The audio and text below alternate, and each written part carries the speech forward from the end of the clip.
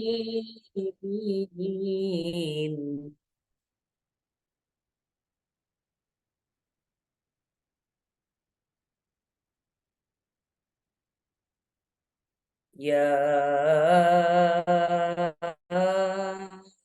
أيها الذين آمنوا اتقوا الله ولتنظر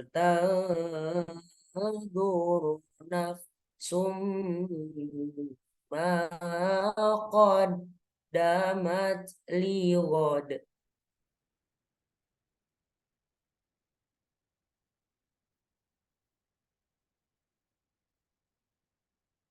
واتقوا الله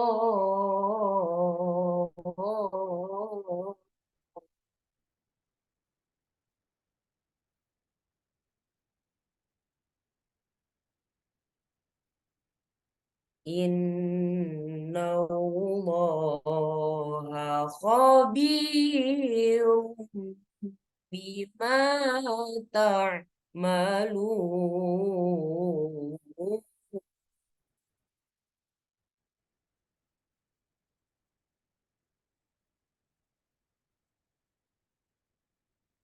ولا تكونوا كالذين نسوا الله فأنساهم أنفسهم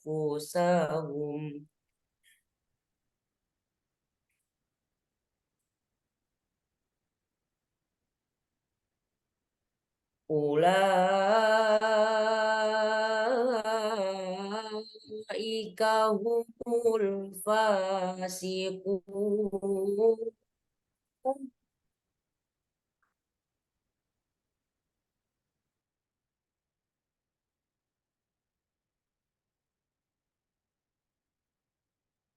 la yastawi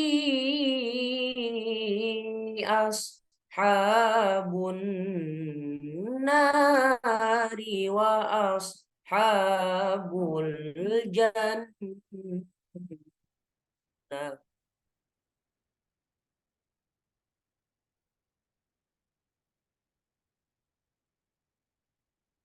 Ashabul jannati humul faizun.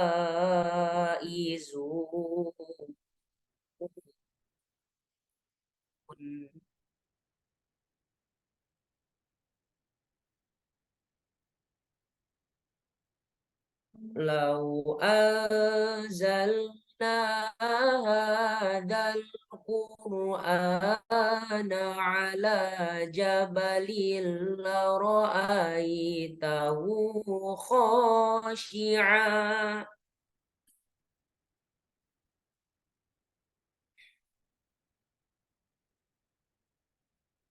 la ra'aitahu khashi'an mutasaddian min khasyatillah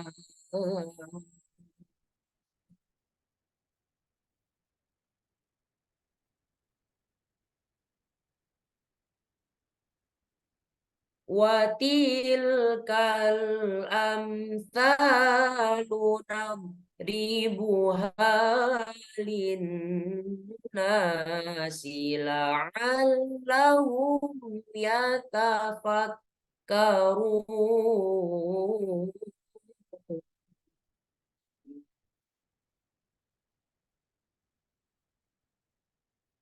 wa tilkal amthalu nadribuha linnasi la'allahum yatafakkarun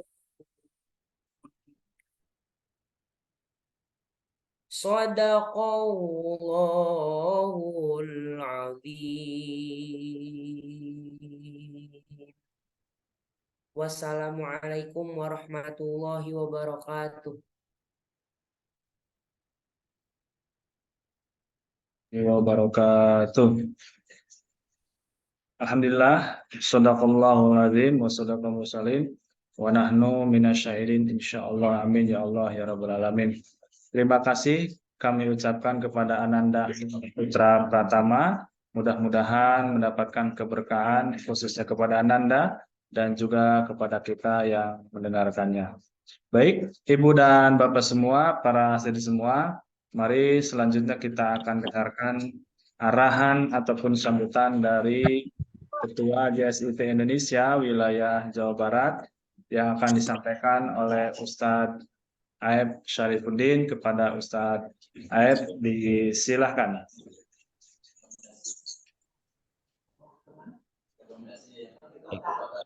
Bismillahirrahmanirrahim. Assalamualaikum warahmatullahi wabarakatuh. Waalaikumsalam warahmatullahi wabarakatuh. Innal hamdalillah nahmaduhu wa nasta'inuhu wa nastaghfiruh wa na'udzu billahi min syururi anfusina wa sayyiati a'malina. May yahdihillahu fala mudilla lahu wa may yudlil fala hadiya lahu. Asyhadu an la ilaha illallah wahdahu la syarika lahu wa asyhadu anna Muhammadan abduhu wa rasuluh. Alhamdulillah, segala puji hanya milik Allah Subhanahu wa taala yang pada hari ini memberikan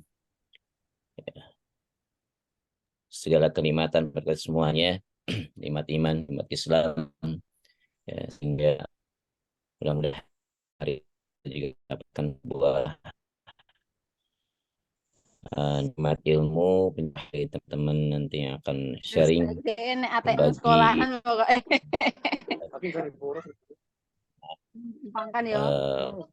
upaya untuk meningkatkan kemampuan menulis, ya.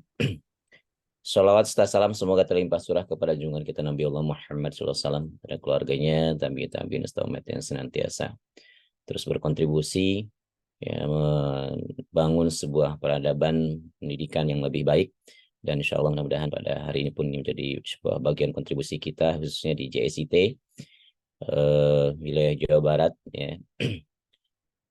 Yang saya hormati teman-teman dari alhamdulillah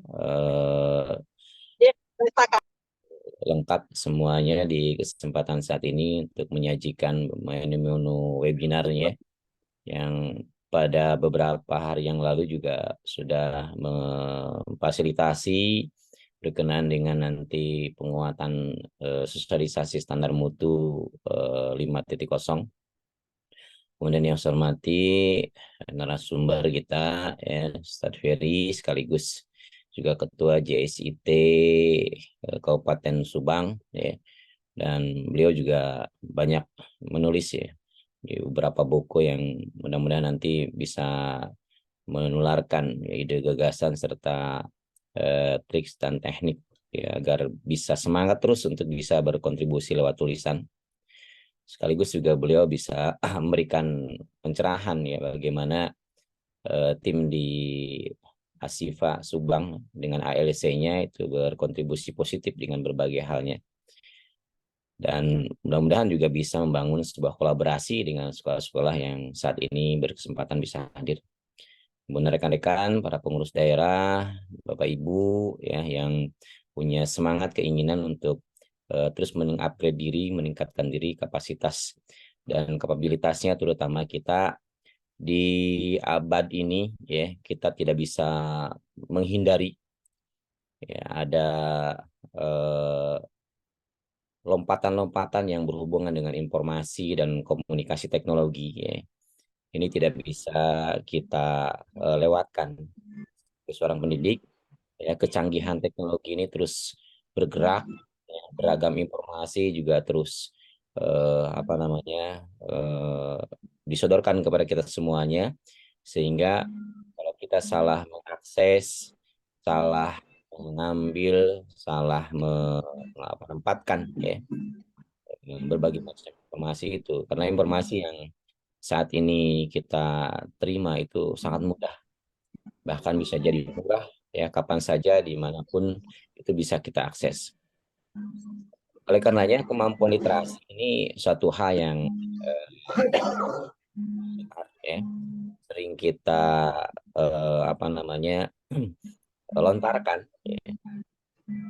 Bahkan mungkin bisa jadi kita juga termasuk bagian yang sudah berinteraksi sebenarnya dengan berupaya untuk bisa menunjukkan kontribusi kita di lembaga pendidikan, khususnya Bapak Ibu sekalian. Seorang guru pasti dituntut ya mengembangkan kemampuan literasi, terutama tadi di literasi digital yang terus-menerus bergerak mengupdate diri. Ketika kita juga tidak berusaha untuk mengimbangi, maka kita akan tertinggal jauh. Oleh karenanya sekalian, pada hari ini alhamdulillah teman-teman di Pusdiklat juga ini sebenarnya sebuah agenda yang sudah sering kita diskusikan ya Ustadz Ferry. Di kesempatan yang lalu ya setidaknya di periode saat ini ada sebuah produk yang kita luncurkan, ada sebuah ide gagasan yang kita munculkan yang barangkali mungkin sudah terpendam. Bapak sekalian, saya merasa yakin ya sangat luar biasa potensi SDM guru-guru di Jawa Barat ini ya. Hanya tadi tinggal kemudian bagaimana kita ramu, kita fasilitasi, dan kita kasih ruang, kita kasih tempat, dan insya Allah sesungguhnya banyak bermunculan ya gitu potensi-potensi yang ada. Sehingga mudah-mudahan kegiatan ini tidak hanya sebatas nanti merespon sebuah prasyarat ya, kita sebagai tenaga profesional ya di bidang pendidikan.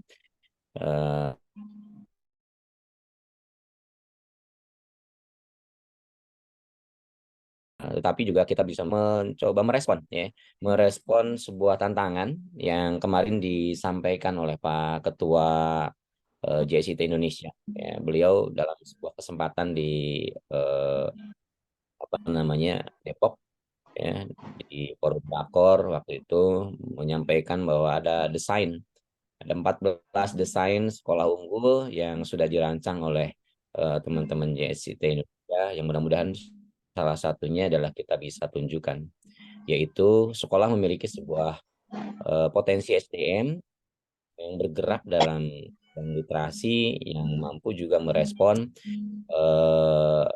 kebutuhan-kebutuhan di level sekolahnya.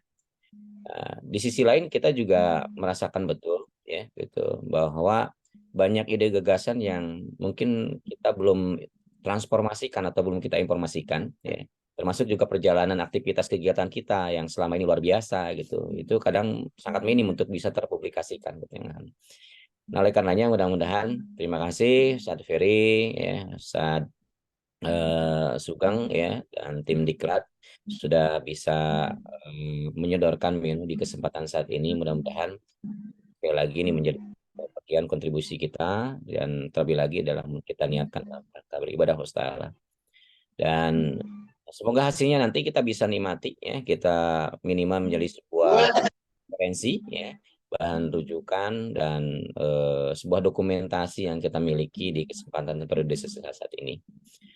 Sekali lagi saya aturkan terima kasih jazakallahu khairan katsira. Mudah-mudahan ini menjadi sebuah amal baik kita semuanya ya. Adanallahu wa ajmain. Saya akhiri wassalamualaikum warahmatullahi wabarakatuh. Waalaikumsalam warahmatullahi wabarakatuh. Jazakallah sana jazak kepada Ustaz Aib Syarifuddin. Gimana Ustaz Sugeng? Ya, bisa langsung diberikan ke pemateri Ustaz. Jazakallah Ustaz Aib untuk saya mohon izin ya tidak bisa ikut serta. Baik, Ustaz, jazakallah. Bagaimana Ustaz? Atur Ustaz. Ikut serta. Ya, Assalamualaikum. Assalamualaikum warahmatullahi wabarakatuh. Baik Ibu dan Bapak, kita akan segera masuk ke materi inti, yaitu cara mudah menjadi penulis oleh Ustadz Ferry Rustandi. Ya, beliau ini ketua JSIT daerah Subang, dan juga penulis, termasuk juga manajer. Pokoknya mah diborong ya lah gitunya. Maka Ustaz, silakan Ustaz. Kita nanti ada tanya jawab ya, seperti itu. Maka Ustaz. Ya, siap Ustaz. Bismillahirrahmanirrahim. Alhamdulillahirabbil alamin. Wassalatu wassalamu ala asrofil anbiya'i wal mursalin. Alhamdulillahirabbil alamin. Wa ba'du. Aikum bitahiyatul Islam, tahiyatul mubarakah. Assalamualaikum warahmatullahi wabarakatuh.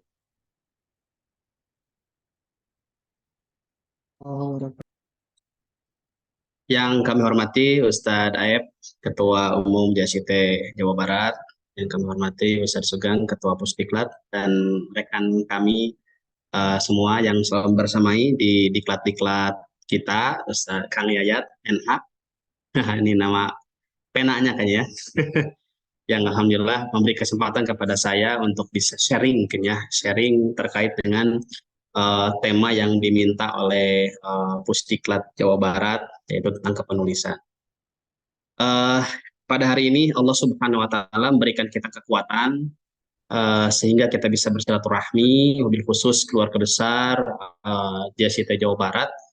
Nah, mudah-mudahan Bapak Ibu sekalian ini memberikan keberkahan semuanya. Oleh karena itu, segala puji dan syukur kita panjatkan kehadirat Allah Subhanahu wa Ta'ala. Mudah-mudahan kita tetap mendapatkan hidayah dan keberkahan dari Allah Subhanahu wa Ta'ala. Salam dan salam semoga tercurahkan kepada baginda besar Habibana wa Nabiyana Muhammad sallallahu alaihi wasallam, kepada keluarganya, sahabatnya, tabi'in, atau tabi'in, sampai pada kita semuanya. Mudah-mudahan kita bisa istiqomah dalam sunnah-sunnahnya. Bapak, Ibu yang dirahmati Allah, yang pertama mungkin judulnya saya ingin sharing saja, mungkin ya, berbagi kebahagiaan, ya, termasuk mungkin berbagi juga suka dukanya ya, jadi penulis.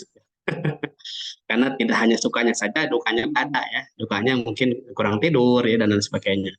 Walaupun Bapak sekalian mungkin saya lihat di peserta Zoom ini berjumlah 43 orang, saya lihat memang tidak sedikit juga yang mungkin di sini secara aura wajah-wajahnya itu sudah banyak menjadi penulis, bahkan penulisnya nasional dan lain sebagainya.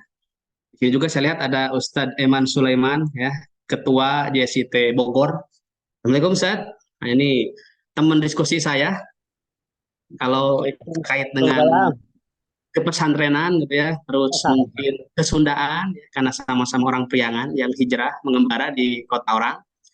Dan beliau itu luar biasa ya, bukunya itu tentang politik identitas ya. Ini viral sekali ya, bahkan sering dibedah oleh Rocky Gerung, sehingga ini inspirasi saya, dan ternyata itu adalah tesis saja, tesis beliau yang dijadikan buku, dan mudah-mudahan mungkin nanti bisa dikembangkan lagi. Ini mungkin bisa berbagi saya nanti ya, bisa membantu saya juga biar diskusi diajar Kakang Pere terkait dengan kepenulisan. Bapak sekalian, mungkin yang pertama jujur saja mungkin kalau kita buka behind the scene itu Ustadz Sugeng terutama luar biasa semangatnya, semangat 45 ya. Walaupun usianya di atas saya, tapi kayaknya kalah ya semangatnya itu. Karena beliau luar biasa, ketika saya sedikit kasih stimulan 1-2 kata, beliau luar biasa ya. Sangat-sangat agresif, sangat-sangat semangat, apalagi berbicara masalah diklat di JST Jabar ini. Ya, ceritanya saudara sekalian, bahwa saya sedikit mengusulkan ide ke pengurus JST Jawa Barat terkait dengan bahwa bulan November itu tanggal 25 kita akan menghadapi Hari Guru. Nah, dan gayung bersambut betul Ustadz Aep udah lama, sudah setahun yang lalu diskusi dengan saya terkait dengan kira-kira JST Jabar memiliki distingsi apa, salah satunya mungkin agar bisa juga menjadi salah satu kekhasan di JST Indonesia. Saya bilang salah satunya bagaimana kalau kita munculkan salah satunya adalah budaya literasi gitu ya. Budaya literasi itu adalah karya yang mana mungkin sekalipun kita sudah meninggal, kalau karya kita masih hidup, insya Allah kita membuka kehidupan yang kedua. Gitu ya. Nah, oleh karena itu, ya mungkin apabila melalui SIT Ashifa ya kita berhasil buat pelajaran ya yang berbasis kurikulum terpadu ya, dan saya mengusulkan kira-kira kalau Hari Guru nanti kita buat buku antologi gitu ya, bunga rampai gitu. Pemikiran, gagasan, opini dari para guru SIT Jabar terkait dengan pendidikan SIT berkontribusi ke pendidikan Indonesia. Nah, beliau yang bersambut sepakat gitu ya, dan alhamdulillah mungkin saya termasuk yang di-SK-kan untuk menggawangi bagaimana proyek ini bisa berjalan lancar. Nah, alhasil dari Ustadz Sugeng karena mungkin khawatir ada beberapa guru yang belum pernah menulis ya, atau mungkin masih bingung dengan makhluk yang bernama tulisan atau artikel, sehingga sepertinya perlu ada stimulan ya untuk memberikan pembekalan. Ya, pembekalannya ya alhamdulillah pada siang hari ini yaitu adalah webinar penulisan. Nah, oleh karena itu, jadi webinar ini akan lebih berhasil, webinar ini akan lebih bermakna Bapak Ibu sekalian apabila Bapak Ibu sekalian ya nanti terlibat ikut menulis di proyek buku SIT Jabar. Bunga Rampai Pemikiran Guru SIT Jabar dalam Memajukan Pendidikan Indonesia. Nah, ini mungkin ya. Di grup itu alhamdulillah saya sudah buatkan grup karena sudah di-share oleh para ketua daerah. Kurang lebih ada 50 karena emang target kita pun 50, tapi kalau lebih nggak masalah.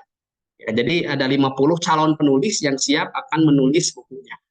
Walaupun mungkin untuk saat ini belum banyak tulisan masuk karena mungkin masih menunggu ingin sharing terkait dengan kepenulisan di siang hari ini. Nah, jadi ketika nanti kita akan punya produk buku antologi terkait dengan penulisan atau bisa dikatakan pemikiran SIT Jabar.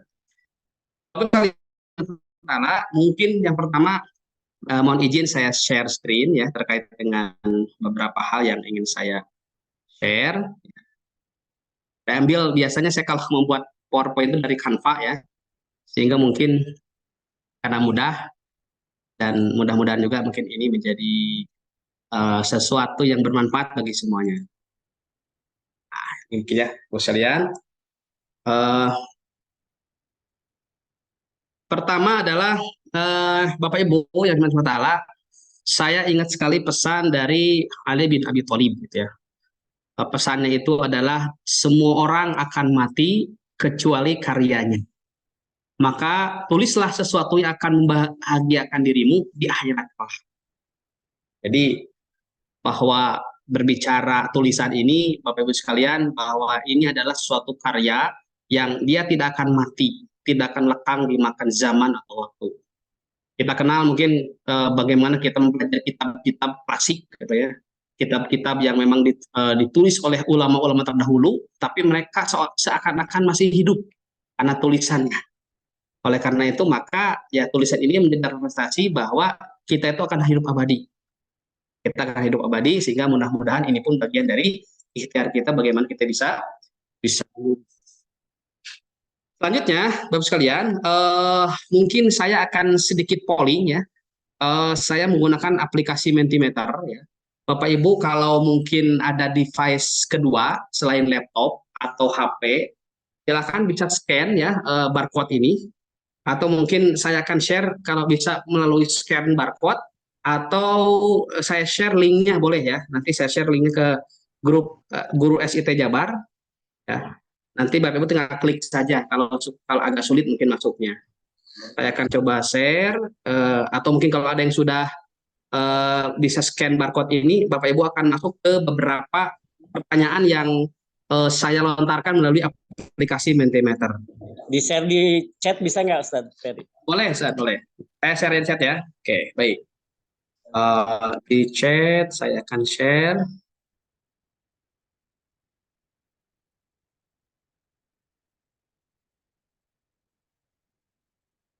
Baik ya, saya share di chat kalian. Nah, itu ya.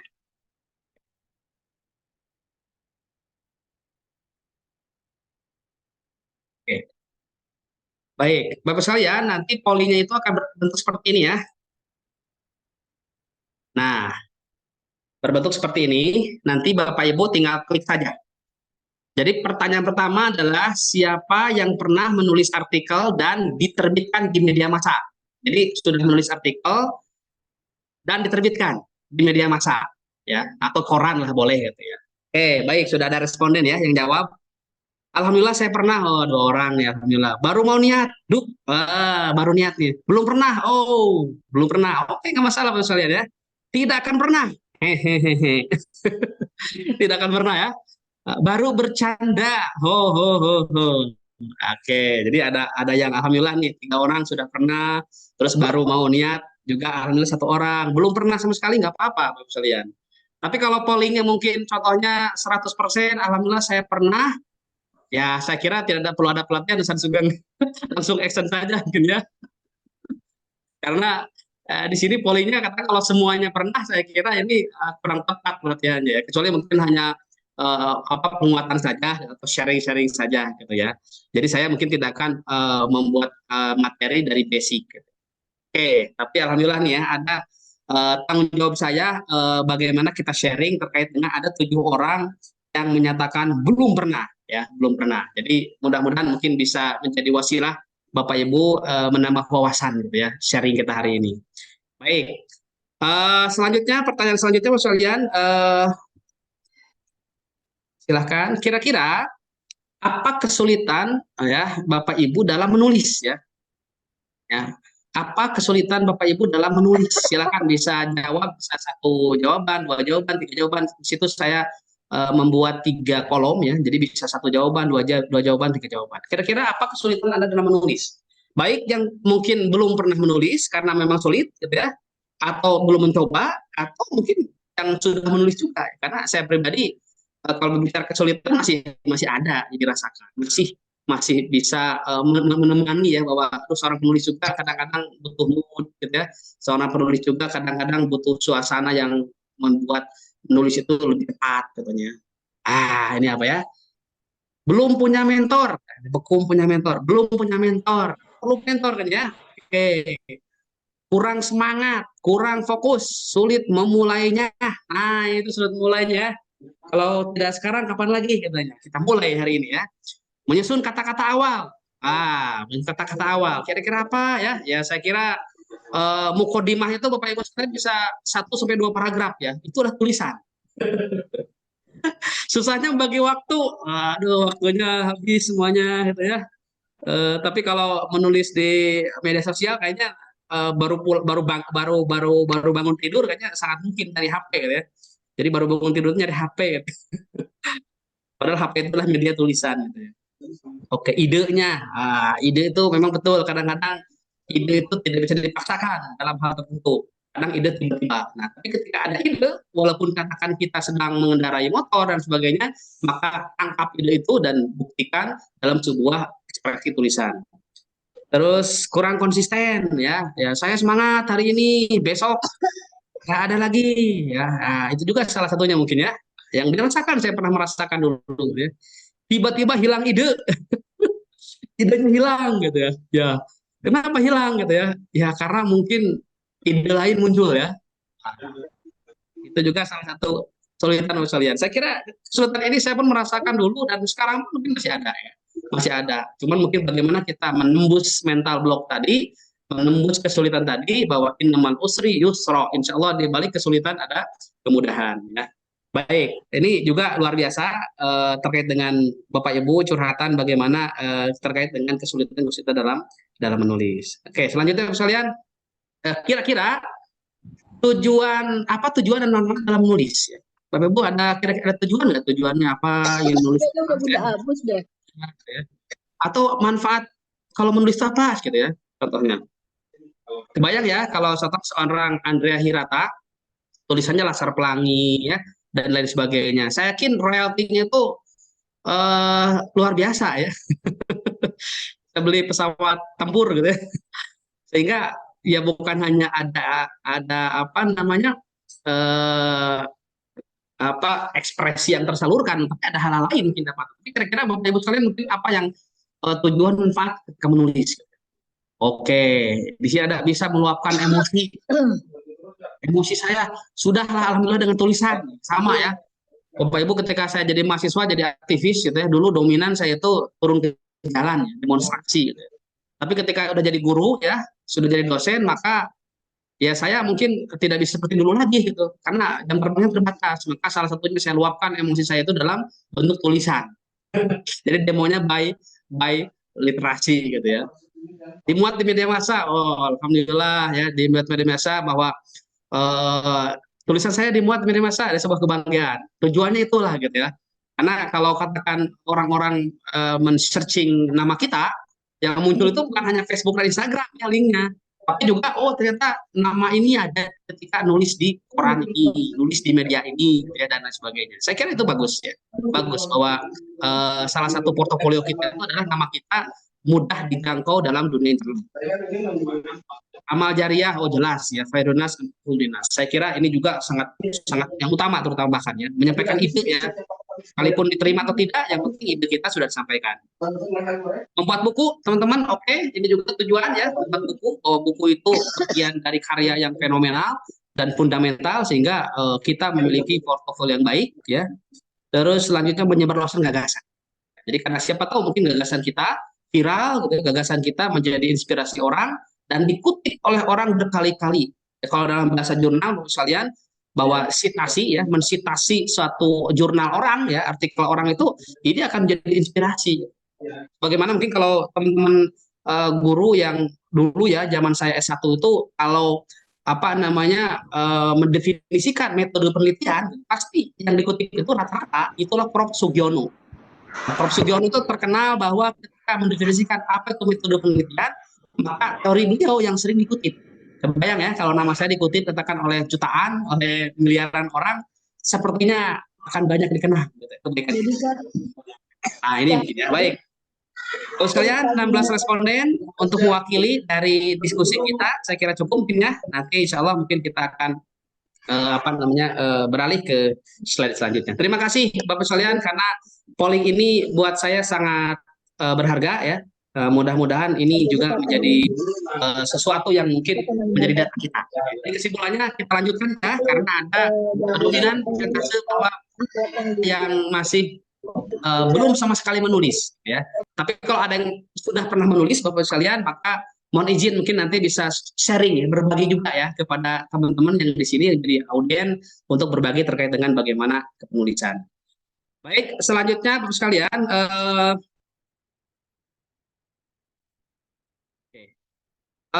yang selanjutnya adalah terkait dengan ini mungkin ya saya rangkum dari data tadi Bapak sekalian.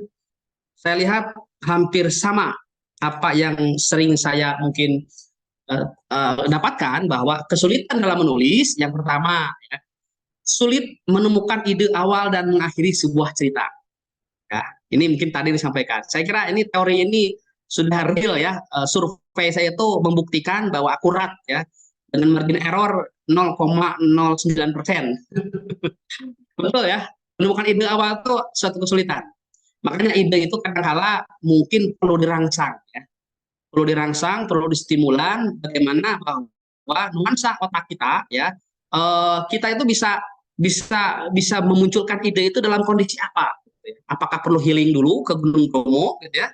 Atau contohnya kita harus menyepi dulu dalam sebuah tempat yang hening, atau contoh tiba-tiba ketika dalam keadaan apapun ide itu muncul gitu. Nah, ide itu tolong Bapak Ibu sekalian tangkap sedemikian rupa ketika berbicara masalah ide. Jangan khawatir bahwa ide pertama itu bisa berubah dengan kedua, ketiga, keempat, dan selanjutnya. Tapi ide awal itu adalah semangat bagi kita. Ya. Nah, salah satunya, Bapak Ibu sekalian, memunculkan ide itu jelas ya. Karena menulis itu adalah produk dari membaca. Jadi, mohon maaf, kalau Bapak Ibu katakan ingin menjadi penulis, ya pastikan bahwa Ibu pun menjadi seorang pembaca. Ya, pembaca. Jadi kalau ide itu akan muncul, akan membaca. Kalau karena ide itu muncul tiba-tiba, ya bisa saja. Tapi saya kira hal yang sulit ketika katakan ide itu tidak dipancing. Ya, salah satu memancing ide itulah membaca, diskusi, bergaul dengan orang. Sehingga ide itu akan memunculkan narasi kita ke depannya. Ya. Selanjutnya, takut salah menggunakan merangkai kata-kata. Bapak Ibu tidak usah takut ya. Dalam menulis itu katakan, aduh saya takut salah menggunakan merangkai kata-kata. Kenapa? Karena sejatinya menulis itu, mohon maaf, tidak harus katakan bahwa penulis itu dia adalah guru bahasa Indonesia. Mohon maaf ya, kepada guru bahasa Indonesia yang mungkin mendalami terkait dengan ilmu penulisan, bagaimana titik koma, bagaimana tanda kutip dan sebagainya. Karena sejatinya menulis itu di samping sebagai ilmu juga sebagai seni, ya. Jadi banyak orang juga, mohon maaf, contohnya gini, ketika ada orang yang kalau secara teori membaca Quran itu dia tidak terlalu mahir dalam menganalisis, mendiagnosa ilmu tajwid. Tapi bacaannya betul-betul kaidahnya, makharijul hurufnya ya, panjang pondoknya itu benar-benar sesuai kaidah. Padahal dia kalau ditanya kadang tidak betul-betul nambah dengan ilmu tajwid. Tapi karena sering baca, jadi teman-teman maka dia mungkin feelingnya melekat gitu ya. Menulis pun demikian. Kalau terjebak dengan aduh apa tuh adanya tanda seru, koma, sebagainya, saya kira ini tidak akan mulai. Saya termasuk yang ini yang mungkin awal ketika dulu ceritanya itu ketika saya di kampus ya, saya ikut seminar, ikut beberapa workshop penulisan, tetapi memulainya itu agak sulit. Bahkan mungkin saya takut bahwa ini takut nih tanda komanya, tanda titiknya, tanda serunya gitu. Gimana caranya? Karena kalau dihafalkan mungkin agak sulit juga. Beda dengan katakan Bapak Ibu kalau sudah dijalankan, mungkin tidak perlu menghafal, karena ketika sudah dijalankan, pada akhirnya itu sudah proses menghafal sebenarnya. Jadi gak usah takut. Jadi hilangkan dulu ya berbicara menggunakan merangkai kata-kata, menggunakan sebagainya itu belakangan sekalian. Gak usah takut. Apalagi kalau nanti ada teknik katakan, oh insya Allah tulisan kita ada editingnya, ada proses editing, berarti ada editornya. Nah, berarti kan ada proses selanjutnya. Terus tidak ada waktu ya, tidak ada waktu ya. Memang waktu itu harus kita rapikan lagi. Kira-kira daily activity kita tuh jam apa saja yang banyak kosongnya gitu. Siapa tahu banyak kosongnya gitu. Nah, tapi kalau menulis itu kadang-kala ada yang memang contohnya dia dijadwalkan, hebat ya, dia membetulkan bahwa mau apa namanya mengagendakan menulis itu suatu daily activity wajib. Ada juga yang dia mood-moodan gitu ya. Ah, saya tengah moodnya aja, katakan ba'da subuh atau ya atau gimana. Itu silakan. Tapi yang jelas Bapak Ibu waktu itu banyak ya, yang saya rasakan banyak sekali. Ya apalagi kalau berbicara katakan Bapak Ibu salah satu motivasinya bukan tidak waktu, katakan ada tekanan. Kalau seorang dosen ya harus menulis artikel jurnal. Kalau tidak menulis tidak akan cair sertifikasinya, tidak akan cair katakan tunjangan fungsionalnya. Maka waktu itu akan berbicara bahwa ada waktunya untuk menulis. Ya. Nah, salah satunya mungkin para peneliti atau penulis, salah satunya Bapak sekalian ada prinsip ataupun jargon kita itu one day one paragraph. Bisa kira-kira nggak contohnya? Oh, ternyata artikel saya itu 700 kata. Sehari itu cuma cukup setengah paragraf. Bisa nggak konsisten katakan setengah paragraf? Bukan hanya one day one juice ya, satu hari satu jus gitu ya. Tapi mungkin kalau dalam penulis itu bisa nggak one day one paragraph, satu hari satu paragraf. Nah, ini juga salah satunya mungkin bagaimana kita menjawab bahwa tidak ada waktu. Ya. Kurangnya percaya diri, sekalian. Karena mungkin takut tulisannya kurang baik, gitu ya, ataupun tulisannya malu-maluin, gitu ya.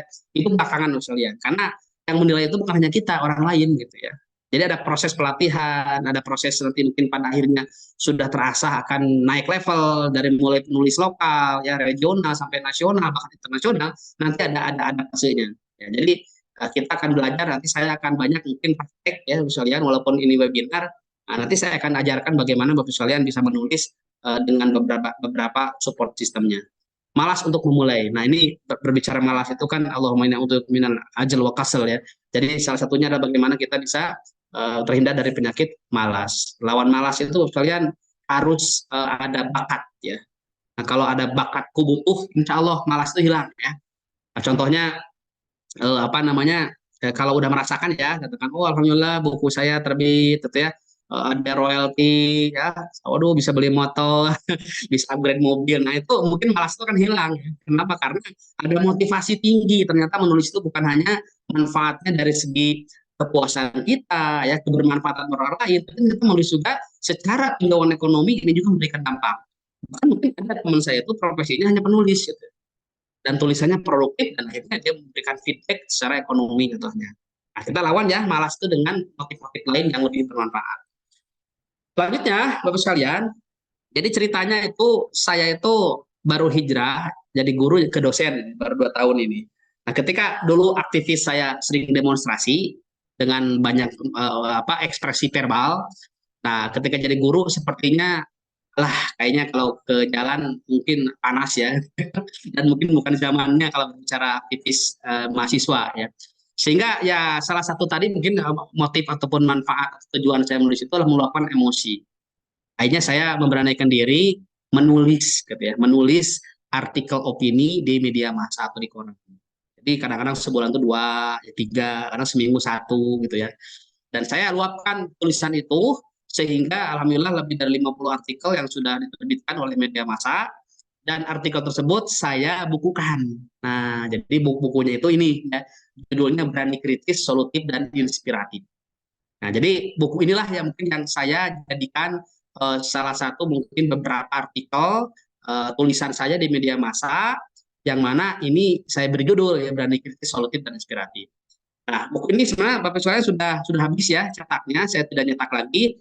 Tetapi saya, insya Allah saya akan memberikan e-booknya, ya.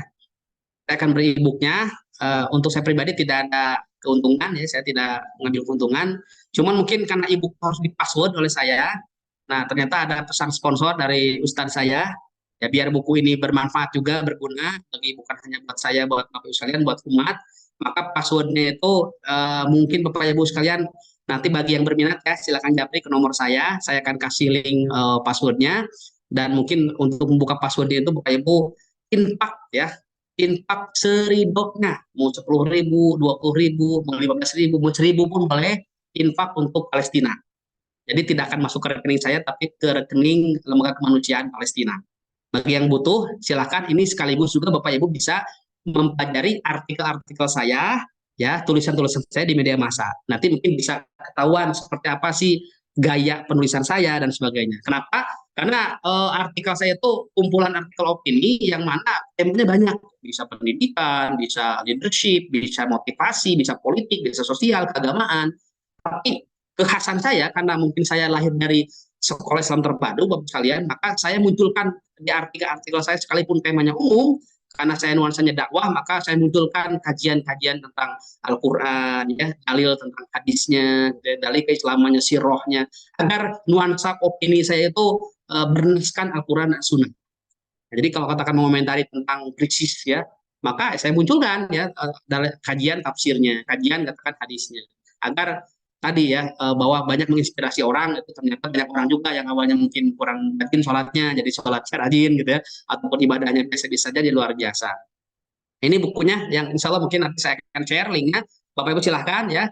Bagi yang mungkin tidak juga infak untuk Palestina, saya kira nggak masalah, silahkan japri saja saya insya Allah ya. Nah selanjutnya sekalian, kalau katakan buku sendirian, karena juga saya penulis buku pelajaran ekonomi kelas 10 ya, yang dikonsumsi oleh beberapa SIT di Jawa Barat, ya, termasuk di Indonesia. Kalau katakan untuk belajar sekalian, Bapak Ibu kalau menulis buku sendirian terlalu berat karena mungkin perlu waktu. Bapak Ibu bisa menulis bareng-bareng atau menulis rame-rame. Ya, yang tadi mungkin ya, insya Allah kita bulan ini akan menggarap proyek buku antologi Bunga Rampai Guru SIT Jabar. Nah, kalau rame-rame tuh Bapak Ibu tantangannya nggak terlalu berat, karena mungkin tentunya cukup hanya 700 kata, 800 kata, jadilah itu kan tulisan kita. Jadi buku antologi. Contoh, kebetulan bulan ini saya mencoba untuk memanfaatkan momentum. Ya. Momentum bulan ini adalah Hari Santri, terus juga ada beberapa tentang bahwa saya pun dosen di pendidikan karakter dan saya juga dosen PKN gitu ya di perguruan tinggi. Saya terinspirasi dari ngajar saya itu, sehingga saya membuat buku rame-rame, buku antologi. Ada Santri Negarawan, ini sudah terbit bukunya ya. Ada buku tentang pendidikan karakter ya, ini juga yang diasuh oleh Ustadz Cahyadi Takaryawan. Dan satu lagi buku tebal 1.000 halaman ya, ada 4 jilid itu dengan para dosen peneliti se Indonesia bahkan ASEAN cukupnya. ASEAN Epicentrum Pertumbuhan Dunia. Nah, jadi contohnya kalau menulis buku satu ya terlalu banyak, saya kira latihannya boleh. Kita bikin antologi rame-rame aja. Makanya harapannya webinar ini bukan akhir ya, ini awal saja. Nah, salah satu produknya kalian nanti kita akan menulis rame-rame tentang bagaimana kontribusi guru dan pendidikan SIT untuk bangsa Indonesia kita ini. Ya, jadi insya Allah tulisan pertama kalian itu akan bareng-bareng dengan SIT Jabar. Selanjutnya berbicara manfaat penulis, tadi saya akan mengulang kembali. Yang pertama adalah memberikan pengetahuan pada para pembacanya. Jelas ya Bapak sekalian. Jadi kebermanfaatan Ibu bahwa Bapak Ibu sudah menyebarkan ilmu kepada pembaca. Dan hati-hati ya, akan apabila kebaikan maka insya Allah itu akan beramalkan pahala buat kita. Ya, nah tapi hati-hati juga kalau jika seandainya katakan, apa yang saya tulis itu ternyata memberikan madorot gitu ya. Makanya Bapak Ibu sekalian harus betul-betul menyaring bahwa suatu tulisan yang kita tulis itu betul-betul memberikan kebermanfaat buat umat. Yang kedua, memperluas pengetahuan. Jelas pengetahuannya katakan baik, katakan buat pembaca dan kita juga. Karena kan dalam pendidikan sejatinya bahwa ketika kita mengajar, bahwa sejatinya kita adalah belajar juga. Ya. Yang selanjutnya memperluas pertemanan. Oh ternyata banyak juga netizen, gitu ya, pembaca, pemirsa, fans, gitu ya, yang ternyata banyak mensitasi buku kita ataupun membaca buku kita, sehingga kita banyak teman, gitu ya, diundang ke sana, diundang ke sini dan sebagainya. Ternyata itu memberikan dampak, ya, kalau kita jadi seorang penulis, melatih komunikasi. Nah, komunikasi juga ini dilatih misalnya. Walaupun mohon maaf, seorang penulis itu kadang tidak menjamin dia bagus dalam tulisan, dalam retorika pun bagus, belum tentu juga. Karena ada juga tipe-tipe yang dia nulisnya bagus ya, tapi kalau berbicara retorika verbal dia nggak sebagus tulisannya gitu. Saya berangkat dari sana, ketika dulu jadi aktivis ya banyak ngomong, banyak bicara, tapi dalam tulisan lemah. Nah makanya saya mencari bagaimana saya bahwa harus bagus dalam retorika, juga bagus dalam tulisan. Tapi setidaknya penulis itu karena banyak baca, mungkin banyak ide gagasan, sehingga nggak mungkin kalau penulis tersebut katakan tidak sama sekali bunyi kata-katanya, narasinya tidak bunyi. Saya yakin insya Allah akan ada. Bedanya mungkin seni retorikanya, public speakingnya mungkin berbeda, perlu dilatih. Gitu ya. Yang kelima, memberikan penghasilan tambahan. Nah, ini buat kalian ya. Jadi tidak usah jaim ya, katakan saya mau ikhlas gitu ya. Ya kalau katakan penulis itu jadi profesi buat kalian, ternyata menggiurkan juga gitu ya. Jadi ingat sekali ketika saya di Asipa pertama menulis buku pelajaran itu ya alhamdulillah ya, DP untuk motor itu bisa dari menulis. Sehingga ternyata wah luar biasa juga ya, ada juga. Apalagi kalau katakan buku kita viral, buku kita banyak dikonsumsi, royaltinya ya itu tiap tahun ya itu mengalir pada kita. Jadi seolah-olah nggak diingat-ingat sama kita, tapi tiba-tiba anak ternyata, ini kan sesuatu yang menarik sekalian ya. Jadi satu amal yang pernah kita lakukan di tempo hari, ternyata amal itu memberikan timbal balas kepada kita dalam bentuk materi. Ya, tapi silakan kalau kata Bapak sebagai profesi penulis dijadikan sebagai profesi utama, saya kira tidak salah juga, karena menulis juga bagian dari jihad atau ibadah. Nah, Bapak sekalian, mungkin di sesi webinar kali ini, mohon maaf, karena banyak ya, tulisan itu banyak ya. Bisa buku mata pelajaran, ya bisa buku ajar kampus, ya bisa buku fiksi, non-fiksi, saya kira banyak. Tapi fokus saya akan lebih banyak, Bapak Ibu, dari basic dulu. Karena sejatinya sebenarnya ilmu kepenulisan sama.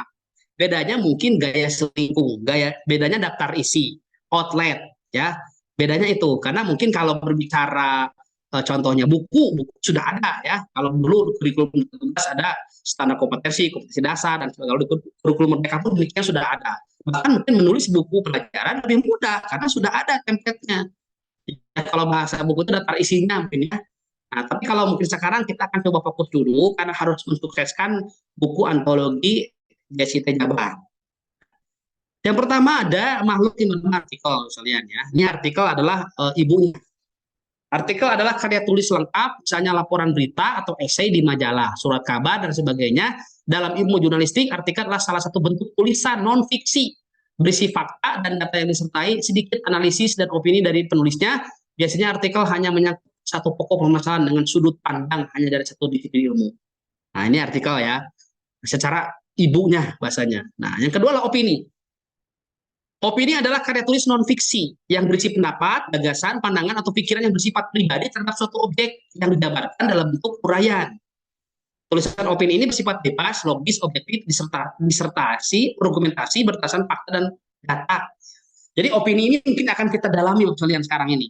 Kenapa? Karena opini itu salah satu mungkin kelebihannya tidak terbebani dengan harus memunculkan teori. Kan full opini kita pun nggak masalah. Kalau jika seandainya kita mungkin terbatas untuk mengutip, untuk katakan mencari referensi, saya full aja opini saya, itu nggak masalah. Ya, nah jadi ini mungkin salah satunya. Yang kedua esai ya, ini mirip-mirip kalian, beda-beda dikit saja. Gitu ya. Jadi esai itu berupa pendapat seorang tentang suatu permasalahan ditinjau secara objektif dari berbagai aspek atau bidang dari segi kehidupan, atau disebut juga karangan prosa yang membahas suatu masalah secara sepintas lalu dari sudut pandang pribadi penulisnya. Nah, kalau esai mungkin lebih kepada pribadinya yang banyaknya. Jadi mungkin dalam diksi-diksinya itu saya gitu ya, aku gitu ya. Bahasanya pun bisa tidak harus baku kalau esai itu. Nah, tapi agak mirip-mirip sekalian ya.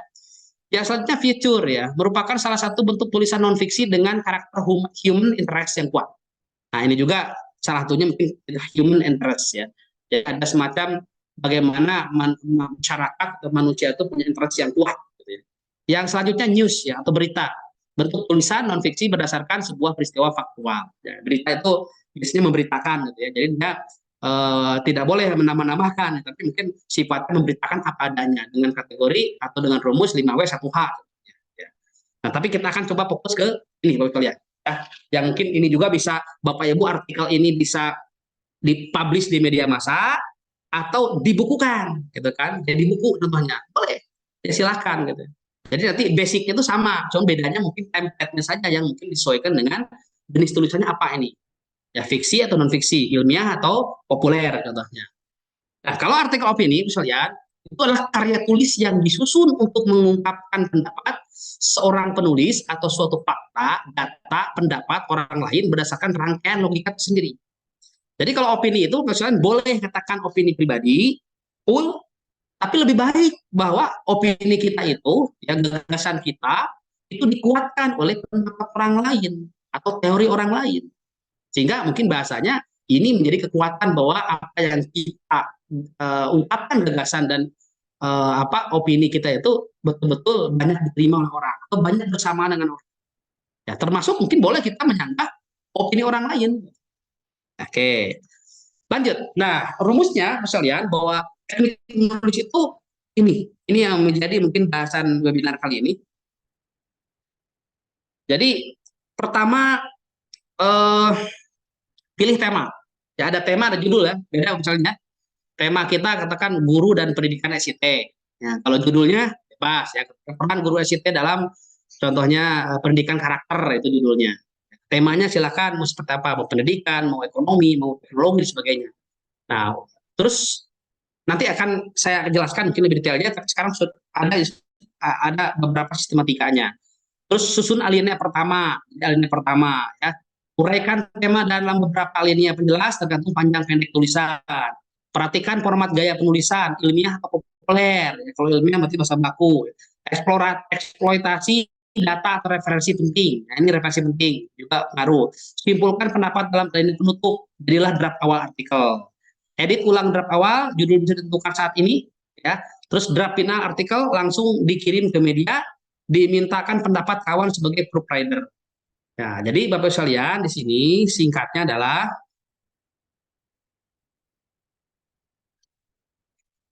bahwa gaya penulisan ilmiah lebih formal, akurat, dan objektif. Sedangkan gaya penulisan populer lebih santai, menarik, dan mudah dipahami oleh pembaca. Jadi mungkin kita arahnya ke sini. Ya, sekarang kita akan ngambil proyek itu adalah gaya penulisan populer. Ya, yang mungkin bisa lebih renyah bahasanya, tidak perlu terlalu kaku contohnya, sehingga mungkin nanti dia akan mudah berinteraksi dengan pembaca.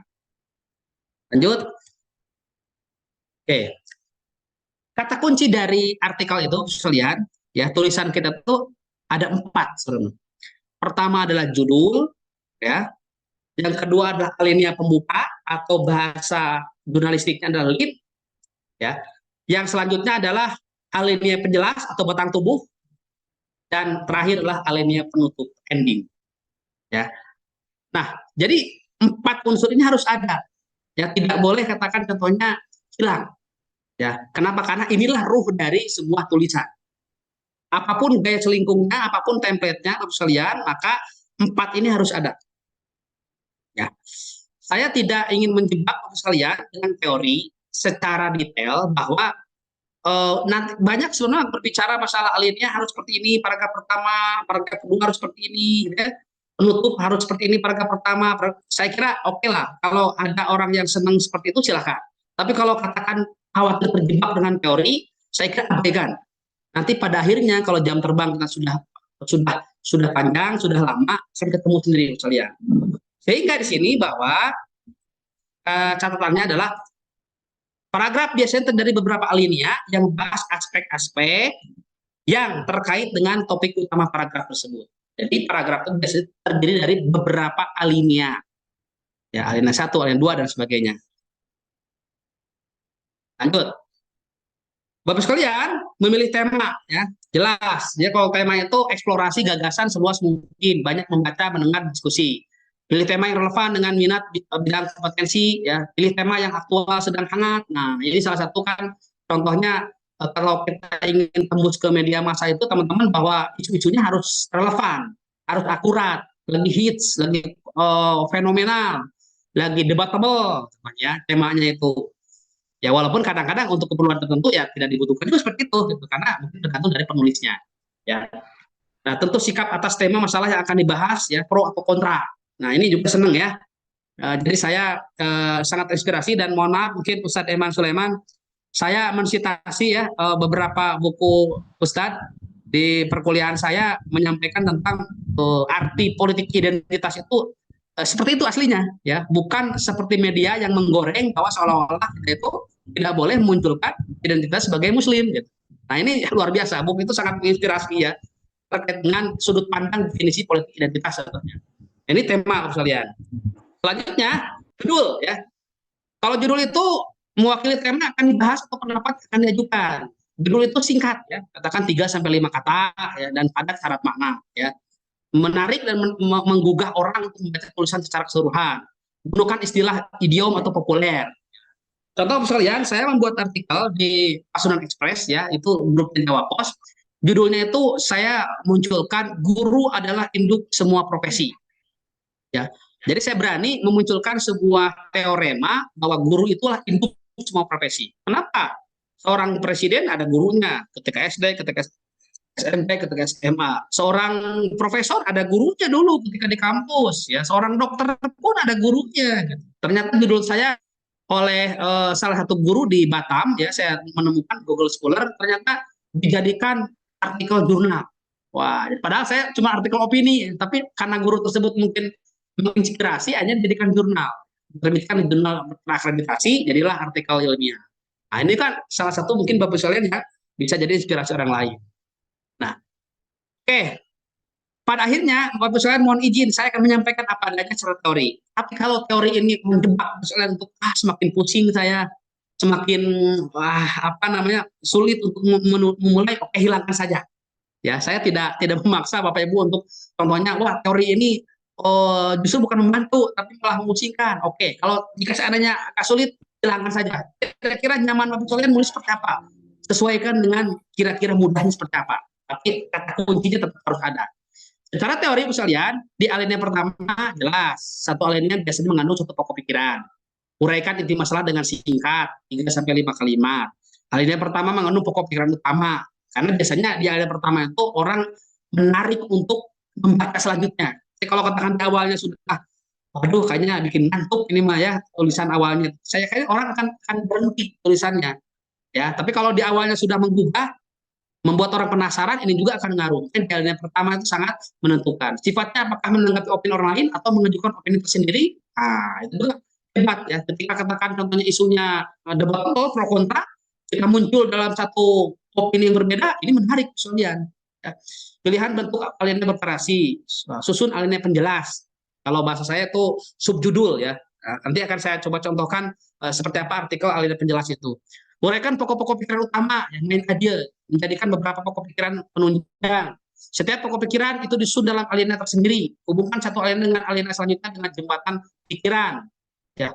Nah, hubungan antara alinea itu bisa bersifat kronologis, ya, waktu, ya, atau juga bisa spasiologis, ruang, atau sebab akibat. Ya, jadi hubungan itu bisa seperti itu. Jadi Bapak misalnya silahkan sesuaikan dengan keadaan. Ya. Jadi kalau banyak saya sampaikan, kalau merasa katakan ini menjebak teori, saya kira dihilangkan. Ambil kata kuncinya. Bahwa alinea pertama itu salah satunya adalah bagaimana Bapak Ibu menuliskan narasi, membuat orang penasaran untuk lanjut membaca. Ya, kan kalau bahasa katakan di pendahuluan itu biasanya piramida terbalik dari umum ke khusus. Tapi katakan, contohnya judul awalnya itu sudah sangat penasaran orang itu. Ya, tulisan pertama itu sangat penasaran. Nah, bagaimana kita memberikan kesan agar orang mau membaca selanjutnya? Berikan yang pertama itu sesuatu yang membuat orang penasaran. Lanjut. Nah, selanjutnya sekalian, bagaimana mengolah gaya penulisan? Ya, ada 3 gaya utama penulisan. Jadi ada di sini disebutkan bahwa tulisan itu gayanya deskripsi, itu memberikan fakta apa adanya secara detail. Ya. Ada narasi, menguraikan fakta secara kronologis, spasiologis, sebab akibat. Ada argumentasi, menjelaskan fakta dan sebab akibat yang melatarinya. Kembangkan gaya yang cocok dengan karakter penulis atau tema yang dibahas, setiap gaya memiliki efek yang berbeda kepada pembaca. Nah, bisa ambil salah satu sekalian dalam tulisan tersebut, ya, mau deskripsi, mau narasi atau argumentasi, atau dikolaborasikan, bebas. Ya, tergantung dari kebutuhan kita. Di tema apa yang kita tulis, di judul apa yang kita tulis. Ya, beda contohnya kalau berbicara katakan deskripsi, apa itu apel? Oh, buah apel itu buah yang manis, ya. Warnanya bisa merah, bisa putih, bisa hijau gitu ya. Itu kan deskripsi kalau saya lihat. Nah, tapi kalau saya enggak, saya sebenarnya argumentasi. Saya ingin menjawab kenapa ini seperti itu, bagaimana seperti itu, ya. Nah, itu tergantung dari tema yang kita tulis. Jadi bisa deskripsi, bisa narasi, atau argumentasi. Selanjutnya adalah eksploitasi data dan rujukan. Bapak Ibu sekalian, ini penting juga. Ya, jadi data itu penting ketika walaupun artikel opini, Bapak Ibu akan dikuatkan ketika ternyata data itu memberikan penguatan pendapat kita. Contoh, kita berpendapat bahwa Indonesia harus katakan bertaubat, ya. Karena apa? Karena contohnya 72% hasil riset dari PT IKI, masyarakat Muslim Indonesia belum lancar membaca Quran. Ternyata penting juga data itu, katakan. Sehingga saya memunculkan gagasan, opini, katakan tentang pentingnya katakan membaca Al-Quran, penyuluhan baca Al-Quran, ataupun pembebasan buta huruf Al-Quran kepada masyarakat Muslim contohnya. Ini kan yang menarik, ya, bagaimana orang bisa bahwa apa yang kita opinikan, apa yang akan kita tulis itu, ini apa namanya ada data yang melatar belakanginya, dibuatkan oleh data. Referensi penting untuk menunjukkan bahwa semua pendapat yang sama berbeda sudah dipertimbangkan. Jadi referensi juga penting menurut sekalian. Jadi mengutip katakannya, saya mengutip pendapat A, itu contohnya sama dengan pendapat saya. Atau contohnya saya tidak sepakat dengan pendapat B. Ya, katakan contohnya, mohon maaf, sekarang lagi viral contohnya sekarang bahwa contohnya Hamas itu adalah organisasi ABCD. Opini kita lawan opininya, enggak seperti itu, dia nggak baca tuh, dia nggak pernah mendalami itu terkait dengan aslinya seperti apa gitu. Itu kan bagus teman-teman. Jadi bisa katakan referensi itu bisa sebanding ya, sama pendapatnya atau berbeda. Terus selanjutnya adalah kutipan data referensi dalam format sederhana karena panjang artikel terbatas ya. Nah, biasanya teman-teman kalau ngutip itu, kalau artikel itu simpel saja, mau footnote atau body note gitu. Tapi biasanya body note contohnya. Nah, tapi kalau dalam menulis artikel ilmiah, Bapak Ibu sekalian, wajib jurnal-jurnal tersebut harus menggunakan aplikasi yang disebut dengan Mendeley. Mendeley itu terkait dengan citasi, terkait dengan daftar pustaka, itu wajib. Tapi kalau dalam artikel katakan opini, esai, teman-teman itu tidak wajib. Jadi silahkan ya menggunakan kaidah yang berlaku saja. Gayanya seperti apa. Lanjut, Bapak Ibu sekalian. Nah, terakhir adalah bagaimana yang terakhir itu simpulkan pendapat dalam alinea penutup. Jadi pada akhirnya teman-teman bahwa harus memunculkan bagaimana simpulkan uraian terdapat dalam alinea penjelas dalam alinea penutup. Konfirmasi alinea penutup, simpulkan dengan alinea pertama, pendapat awal yang setelah diajukan. Gunakan kalimat yang menggugah, bukan memaksakan kehendak. Buka kesempatan orang lain untuk berbeda pendapat, bukan merasa benar sendiri. Jadi tulisan kita pada akhirnya harus menutup, bukan berarti bahasan ini akan berhenti ketika kita membahasnya. Tapi biarkan orang lain, nanti peneliti lain, penulis lain, ya, dia meneruskan nih. Saya sepakat dengan pendapat penulis A, saya akan kembangkan teorinya menjadi gagasan lain.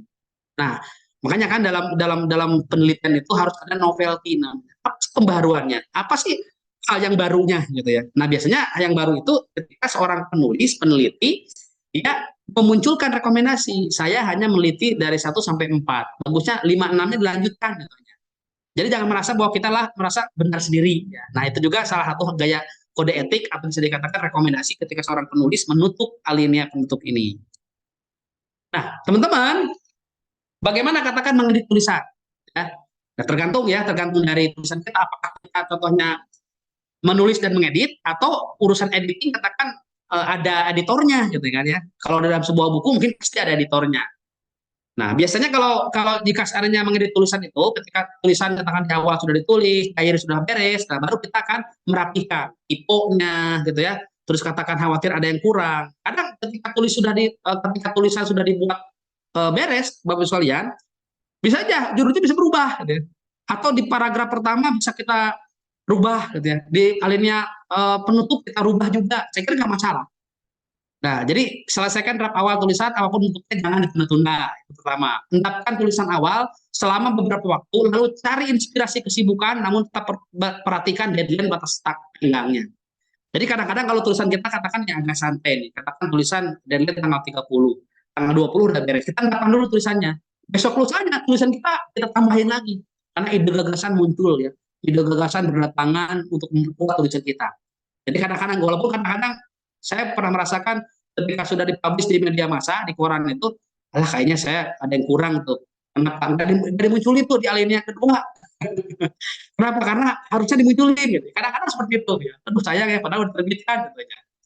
Nah, tinjau ulang draft awal dan periksa dari segi substansi, struktur argumentasinya atau gaya penulisannya. Lakukan koreksi mulai dari yang mudah, standar, bahasa validitas, data referensi, hingga yang sulit keandalan argumentasi. Nah, ini juga ketika mengedit tulisan. Jadi kalau katakan Bapak sekalian, saya ingin mempermudah editor karena banyak tiponya, gitu kan, ini narasinya berantakan, boleh. Ya, jadi editor kadang-kadang nanti, wah ini alhamdulillah nih penulisnya sudah dan terbang luar biasa, atau mungkin fotonya sudah punya nama. Ya, bukan mohon maaf Bapak sekalian. Saya ketika menulis di media massa, di beberapa koran, itu kadang tulisan saya tidak melalui proses editing ya. Ini jujur saja. Ketika ada penulis tersebut, saya udah percaya ya jurnalis tersebut. Wah ini tulisannya udahlah, saya publish aja langsung gitu ya. Walaupun kadang-kadang ketika ada tipe saya komplain gitu. Kang kenapa nggak diedit ya? Padahal ada tiponya gitu. Ya, tapi kadang-kadang mungkin terpengaruh sekalian ketika wah tulisan itu sudah bagus contohnya. Nah, selanjutnya adalah bagaimana menyebarkan tulisan. Ya, jadi ketika tulisan tersebut sudah ada, sekalian jelas ya. Ini kalau katakan tulisan kita ingin banyak orang, ya apalagi tidak ada lisensinya, saya kira banyak ya bisa disebarkan melalui media massa dan sebagainya. Termasuk mungkin Bapak Ibu sekalian disabitnya mau kemana ya. Nah, jadi kalau kita sudah punya tulisan sekalian, bagaimana cara agar tulisan kita dimuat di media menarik gitu ya. Saya sudah punya tulisan tapi nggak jebol-jebol terus gitu ya. Nah, pertama, pastikan bahwa tulisan Anda berkualitas, jelas. Ya, kualitas itu kita yang menilai dan teman kita yang menilai, lingkungan kita yang menilai. Jangan hanya menilai oleh sendiri saja. Yang kedua, pastikan bahwa tulisan Anda relevan dengan topik yang dibicarakan. Nah, kalau katakan Bapak Ibu ingin belajar nih, ingin terbitkan di media massa, tanya ke jurnalistiknya, tulisan apa yang kira-kira akan mudah dimuat? Wah, tulisan tentang politik, tulisan temanya tentang pacuan kuda katanya. Saya kira itu menarik sekalian. Jadi bukan kita yang ngikutin kata hati saja, tapi kita pun harus melihat pasar. Pastikan bahwa tulisan Anda ditulis dengan gaya yang menarik, ya. Pastikan bahwa tulisan Anda memiliki informasi yang akurat, ya. Terus selanjutnya adalah pastikan bahwa tulisan Anda menarik dan menarik perhatian. Ya, ini juga salah satu yang mungkin bagaimana tulisan kita dilirik oleh media.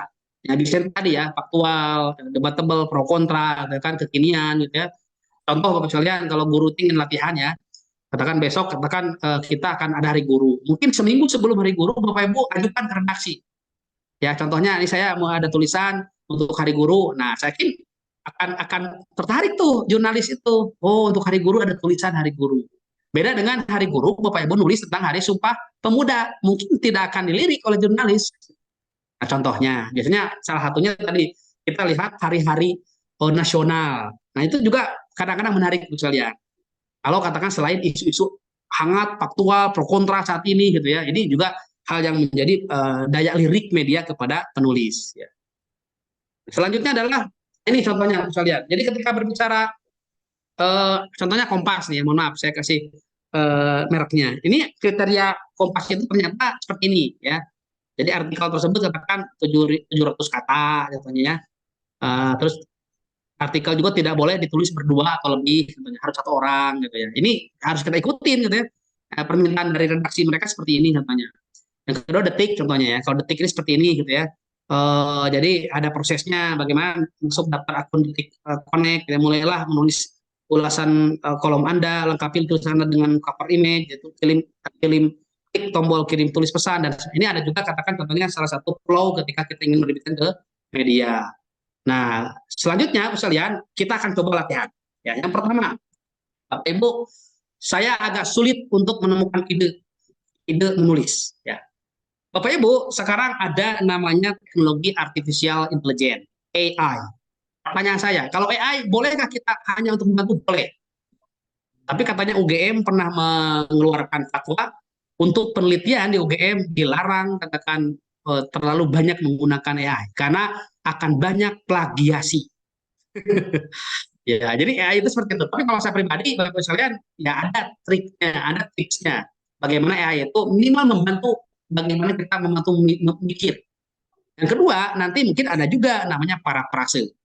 Nah, jadi ketika katakan muncul suatu redaksi, ada parafrasenya, ada aplikasi AI-nya juga. Contoh, Bapak-Ibu sekalian, namanya ada OpenAI, Ya, ini bisa lihat OpenAI, openai.com. Nah, silakan kalau mau ingin diklik openai.com. Bapak Ibu bikin akun pakai Gmail ya, biar agar tidak terlalu banyak mengisi data.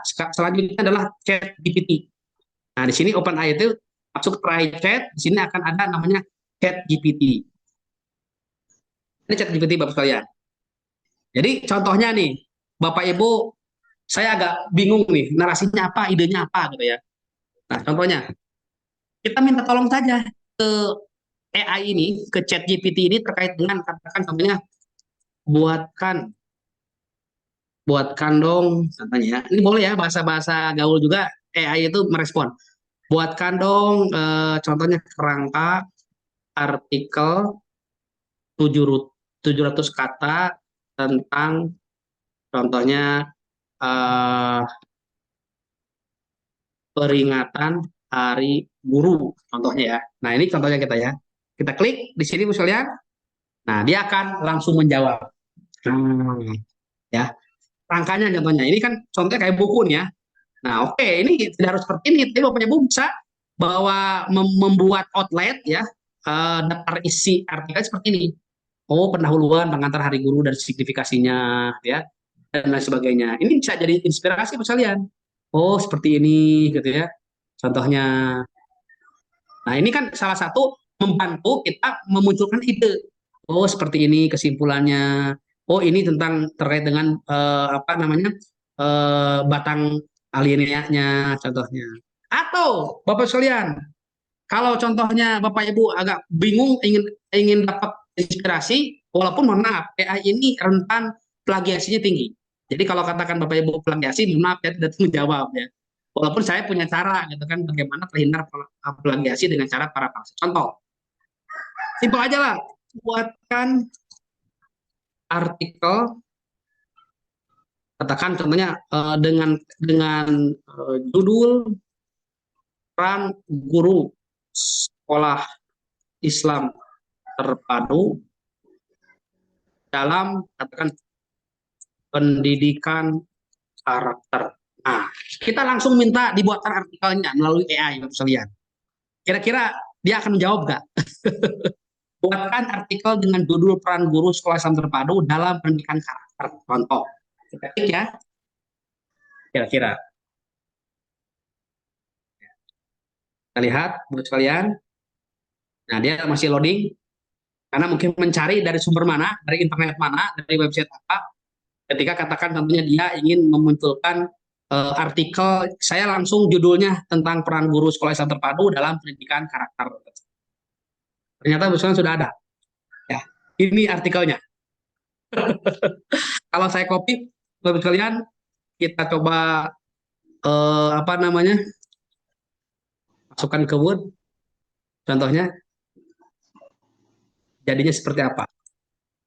Ternyata jadinya seperti ini. Ya.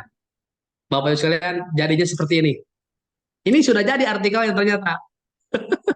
Jadi artikel sudah jadi, ya. Nah, ini kurang lebih sekitar 600 kata, ya. 600 kata. Ini sudah jadi, Bapak sekalian. Ini artikel tentang peran guru sekolah Islam terpadu dalam pendidikan karakter, contohnya. Ini pendahuluannya, ini subjudulnya, ya.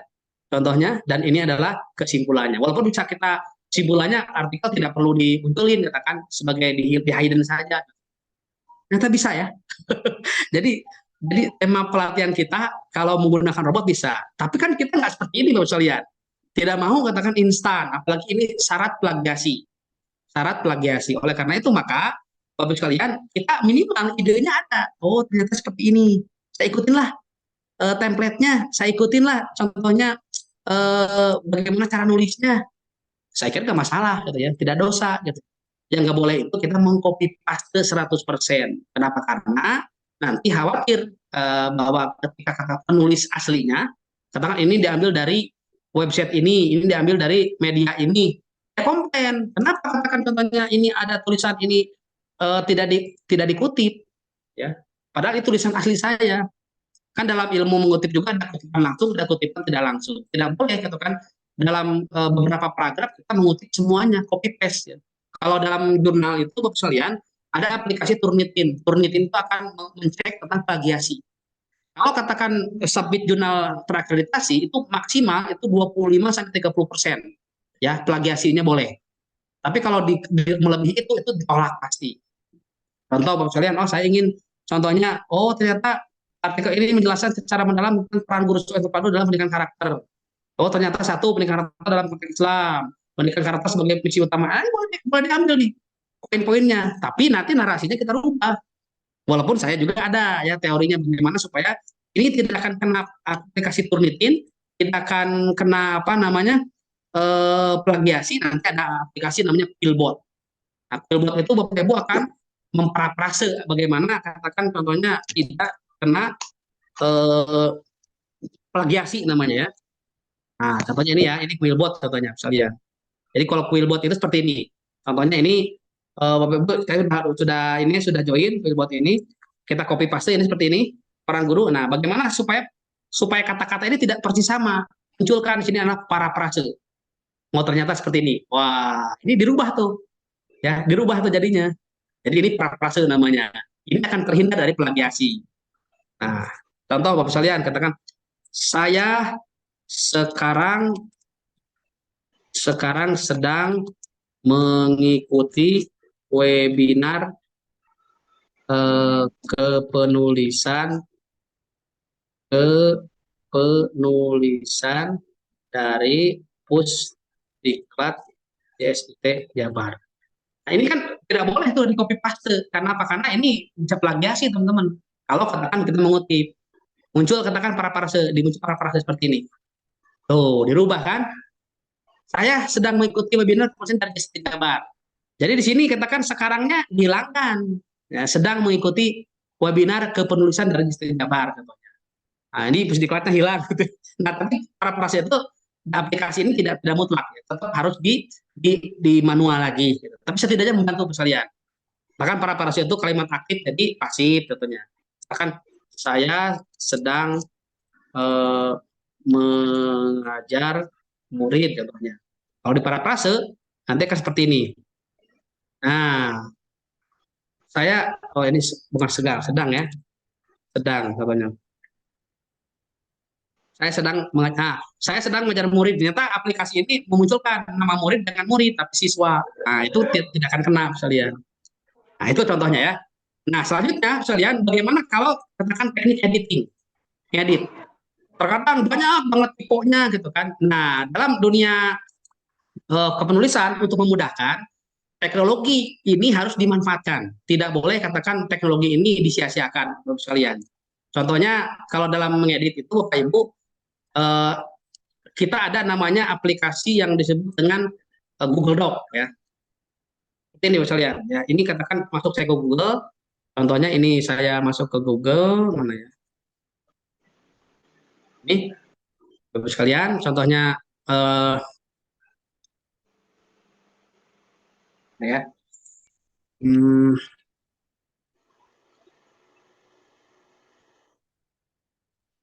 Nah, ini ya contohnya Bapak Ibu, ini contohnya ini kita masuk ke Google ya. Ini contohnya saya masuk ke Google di sini.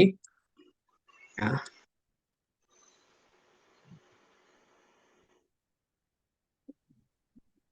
Dan di sini. Nah, ini. Jadi kalau aplikasi editing sekalian untuk minimal untuk typo ini seperti ini. Klik di sini. Ya, masukin ke Google Doc. Ada nah ini Google Doc. Masuk ke sini. Nah, Bapak Ibu upload artikelnya di sini bank. Ya, terus selanjutnya di sini pilih file. Ini katakan Bapak Ibu open. Ya. Open cari filenya di mana? Ini pilih upload atau browser. Saya masuk ke laptop saya. Ini contoh saya sudah saya simpan file artikel saya. Contohnya di sini. Nah, ini artikel saya. Ini artikel saya asli hari santri kemarin, tapi saya salah-salahkan ya tipenya sehingga Bapak Ibu nanti bisa edit ya, bisa mencoba merapikan tulisan-tulisan yang tipe contohnya. Nah, ketika sudah muncul seperti ini Bapak sekalian, ya ini adalah Google Doc. Ya, ketika sudah seperti ini Bapak Ibu nanti pilih tools. Nanti detailnya ya bisa bareng pilih spelling grammar seperti ini. Nah, ini ada tampilan sebelah kanan ini adalah untuk mengoreksi bahwa ada yang typo, ada yang hilang hurufnya, harus diperbaiki. Kalau ignore berarti abaikan. Kalau accept berarti terima. Tergantung. Karena tidak semua Google Doc ini sesuai dengan KBBI, sesuai dengan EYT, kita bisa melihatnya. Contoh, ternyata ini ada tulisan warna oranye, kalian. Sebagai, berarti ada hilang E-nya. Bener di sini nggak? Sebagai, kita terima. Save. Hukum, salah. Berarti ini hukum. Save. Namun, di sini namun, A-nya hilang. Harusnya namun. Save. Apalagi, kategori hilang. Save. Nah, dengan E-nya hilang. Save. Oke lah, saya anggap save semua ya. Saya save semua, jadilah tipe saya yang harusnya dibaca, katakan 12 lembar, 10 lembar, ternyata hanya dalam hitungan detik, ini berhasil kita edit. Kita berhasil untuk rapihkan tipenya. Nah, ini kan salah satu teknologi ketika berbicara masalah bagaimana kita mengedit tulisan. Jadi kalau jadi editor juga, kalau hanya tipe, bisa menggunakan aplikasi ini. Cukup katakan menggunakan Google Doc sehingga bisa menjadi suatu tulisan yang rapih. Walaupun tadi ya bisa kita terima atau kita abaikan, tergantung dari bener gak nih EYD-nya. Nah, itu mungkin Bapak sekalian ketika berbicara terkait dengan kepenulisan, sehingga mungkin kalaupun teorinya tidak terlalu banyak, saya kira abaikan, mana ambil aja poin yang intinya, ya. Kita boleh belajar menulis, atau mungkin teorinya gini, ketika dulu saya dengan belajar teman-teman itu, menulis itu saya, bisa bicara, tapi nggak bisa nulis. Ya udahlah, saya rekam, omongan saya, atau pidato saya, khutbah saya, nanti biarkan, katakan, rekaman itu ditulis ulang. Oh, ternyata jadi tulisan tuh omongan saya, gitu. Sekarang kan teknologi banyak aplikasi. Katakan ada aplikasi namanya speech to text ya. Di Google Play banyak kalian, atau di Google juga ada. Kita ngomong nanti ujungnya muncul tulisan. Nah, ternyata bisa melatih menulis juga adalah ngomong aja dulu, nanti ujung-ujungnya tulisan. Nah, ini kan salah satu mungkin teknik bagaimana kita, kalau teori itu menjebak kita, memenjarakan kita, karena khawatir kita takut salah atau sebagainya, oke lah. Ngomong dulu sok. Nanti selebihnya ketika aplikasi itu membaca tulisan jadi kita, ternyata bisa kita merapikan. Kalau membaca, teman-teman, kelemahannya, kalau katakan kita ngomong live apalagi, kelemahannya itu, mohon maaf ya, kalau kita kepleset ngomongnya nggak bisa diralat, ya, kecuali mohon maaf maksudnya ini gitu ya. Tapi kalau menulis itu kita punya waktu untuk, wah ini saya tulis, hapus lagi aja gitu. Oh, ini ada yang salah, direvisi lagi. Saya kira sangat punya waktu, karena menulis itu banyak waktunya. Oleh karena itu, maka kata kuncinya Bapak sekalian, kalau materi tadi mungkin terlalu banyak ya, Bapak Ibu sekalian katakan, aduh saya semakin pusing nih, semakin apa, oke lah. Bapak Ibu mulai saja menulis. Mulai saja menulis, kalau perlu ada mentor tadi boleh, betul, katakan akan dibantu.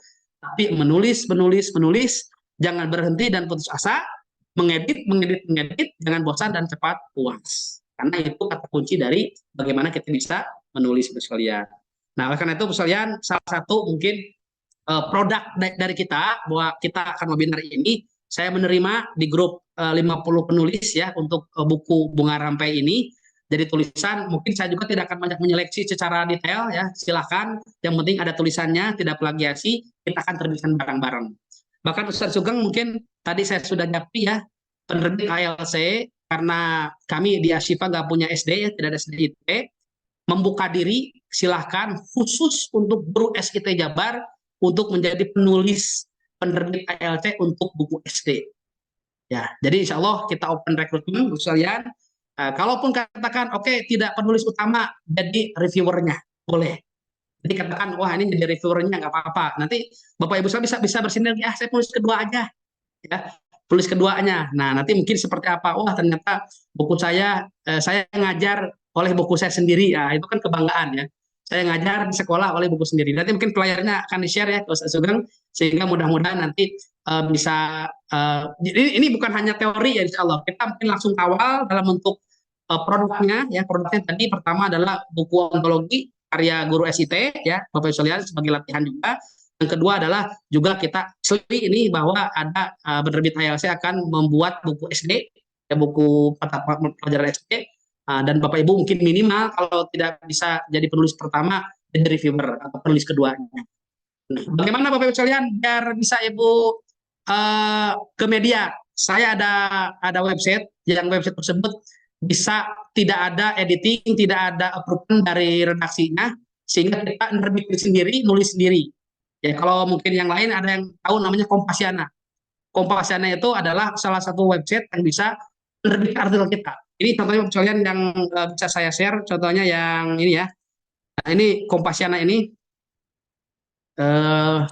Nah ini Bapak sekalian. Ini Bapak Ibu tinggal di kompasiana.com, Bapak Ibu bikin akun ya. Bikin akun, ini Bapak Ibu nulis apa saja, mau artikel tentang cerita, mau artikel opini, mau tentang apa saja blog gitu ya. Tulis sendiri, terus selanjutnya nanti tidak ada approval secara bertahap, langsung akan diterbitkan. Contoh seperti ini ya, artikel saya nih. Nah, jadi saya membuat artikel seperti ini. Ini Kompasiana. Jadi ini sebagai latihan Bapak Ibu kayaknya wajib ya. Bukan promosi, saya tidak dari bagian dari Kompasiana, tapi salah satu mungkin blog yang gratis itu adalah satu Kompasiana. Nah ini mungkin bisa juga Ibu gunakan ya, contohnya website ini untuk latihan. Baik, Bapak sekalian, mungkin terlalu banyak saya berbicara karena waktu juga terbatas. Harusnya ini 2 sesi ya, tapi karena mungkin terbatas, jadi saya menghabiskan waktunya nih. Kalau ada diskusi silakan, kalaupun tidak pun tidak masalah. Aku lupa ada. Astagfirullahaladzim. Assalamualaikum warahmatullahi wabarakatuh. Waalaikumsalam warahmatullahi wabarakatuh. Terima kasih Ustadz Ferry Rustandi yang telah menyampaikan, memaparkan terkait dengan cara-cara penulisan begitu ya. Alhamdulillah. Ini memang betul sebagai awal saja, begitu ya, sebagai stimulan saja. Maka untuk sementara dibuka pertanyaan, ya. Silakan dari siapa? Kalau ada yang mau bertanya untuk Chung Hen ya. Silakan Chung Hen untuk pakai ikonnya. Nah, tersuka saya dapat ini ya pesan kata kemarin dari Ustaz Zalina jadi Chung Hen ya. Silakan. Adakah? Semuanya ada 4 sampai 3. Salah. Silakan Ibu Bapak yang mau bertanya. Tipis ya. Ada bongkaran mana-mana ya. Wah, ini sepertinya sudah tidak sabar untuk menulis kayaknya. Atau nanti bisa tanya-tanya Japri ya kepada Ustadz Ferry. Di grup sudah ada ya, beliau juga gabung di grup, barangkali ada yang mau. Nah itu di chat juga ada ya, silahkan. 08522300 452 ya, saya ulangi 08522300 452 ya, itu kontak Ustadz Ferry Rustandi begitu ya, luar biasa. Baik, saya berikan lagi kesempatan atau Ustadz Sugeng mau ada yang disampaikan ya? Udah pegang-pegang mix itu ya. Mau nyanyi. Silakan Ustadz Sugeng. Baik, Assalamualaikum warahmatullahi wabarakatuh. Assalamualaikum warahmatullahi Ferry, wabarakatuh. jazakallah.